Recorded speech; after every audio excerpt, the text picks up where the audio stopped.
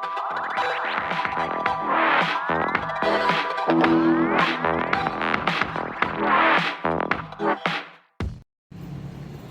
adik-adik, ketemu lagi sama Kak Loren. Sebelum Kak Loren masuk dalam renungan pada pagi hari ini, kita berdoa. Mari kita berdoa. Tuhan Yesus, terima kasih pada pagi hari ini Engkau telah mengumpulkan kami dan adik-adik teruna di rumah untuk melakukan renungan pagi. Tuhan, kiranya Kau berkati hamba-Mu, turunkan Roh Kudus hamba-Mu untuk memberitakan renungan pada pagi hari ini. Terima kasih Yesus, haleluya, amin. Kita buka kitab kita pada pagi hari ini yang terambil dari Mika 3 ayat 9 sampai 12. Kakak ulang, Mika 3 ayat 9 sampai 12. Baiklah, dengarkanlah ini, hai para kepala kaum Yakub dan para pemimpin kaum Israel. Hai kamu yang muak terhadap keadilan dan yang membengkokkan segala yang lurus. Hai kamu yang mendirikan Sion dan darah dan Yerusalem dengan kelaliman. Para kepalanya memutuskan hukum karena suap, dan para imamnya memberi pengajaran karena bayaran. Para nabinya menenung karena uang, padahal mereka bersandar kepada Tuhan dengan berkata, bukankah Tuhan ada di tengah-tengah kita? Tidak akan datang malapetaka menimpa kita. Sebab itu, oleh karena kamu, maka Sion akan dibajak seperti ladang, dan Yerusalem akan menjadi timbunan puing, dan gunung Bait Suci akan menjadi bukit yang berhutan. Ya adik-adik, dari bacaan kita pada pagi hari ini, Kak Loren mau cerita sedikit tentang apa sih yang dimaksud dalam bacaan kita pada pagi hari ini dari Mika 3 ayat 9 sampai 12. Pada tanggal 29 Desember 2003, Komisi Pemberantasan Korupsi atau KPK dibentuk sebagai institusi resmi negara guna menjalankan peran penegakan hukum bagi setiap kasus korupsi yang terjadi di Indonesia. Hal ini seperti angin bagi bangsa kita yang pertumbuhan ekonominya terseok-seok diakibatkan oleh tingkat korupsi yang sangat tinggi.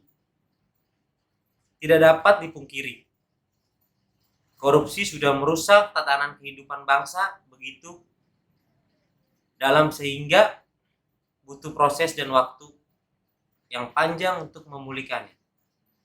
Dan di sini kita belajar dari bangsa Israel.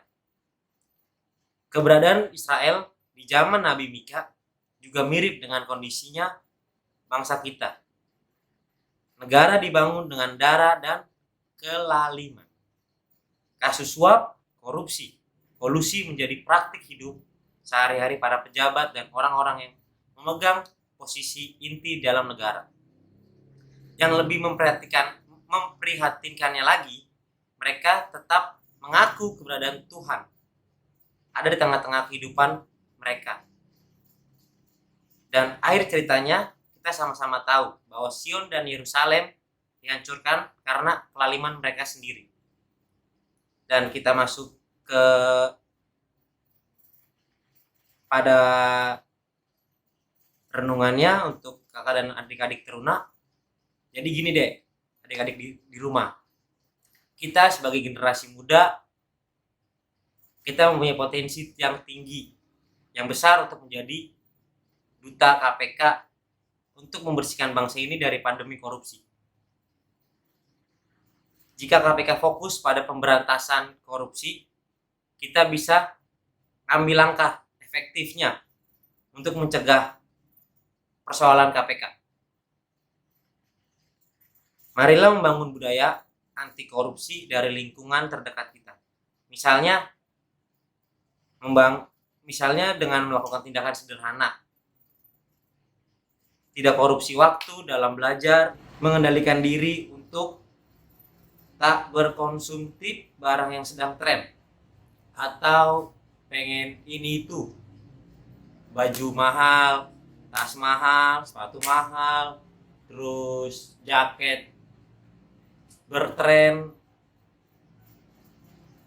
Dan kita juga harus punya sikap yang selalu bersyukur atas apa yang kita punya.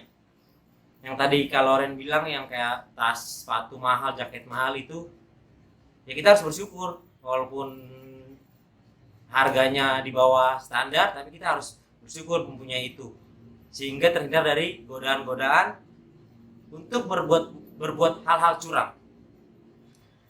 Mari kita mulai dari diri sendiri untuk mengambil sikap hidup yang jujur dan bersih. Kita bisa menjadi saksi Kristus yang membawa berkat bagi pemulihan bangsa ini dan untuk keluarga, teman-teman dekat kita, di sekolah, di lingkungan, di gereja, dimanapun kita berada. Adik-adik teruna harus mempunyai sikap hidup jujur, bersih, dan jangan pernah sekali-sekali untuk curang dalam masalah keuangan, masalah belajar, atau masalah dalam keluarga. Apalagi dengan masalah waktu. Harus. Misalnya kita ibadah jam 9. Adik ngulur-ngulur waktu. Antar aja lah jam 9 masih lama, setengah 9 ini belum. Terus akhirnya pas udah jam 9 adik-adik teruna malah kebingungan, malah apa ya yang disebutnya kayak buru-buru, malah inilah. Harusnya sebelum jam 9 adik-adik di rumah udah rapi, udah pakai kemeja, celana panjang. Karena kita di ibadah Zoom, ya kita persiapkan handphone, ring lightnya, terutama Alkitabnya dibaca, pulpen, buku harus kita bawa. Makanya jangan pernah sekali-sekali adik-adik di rumah sepele dengan waktu, karena waktu adalah uang. Amin.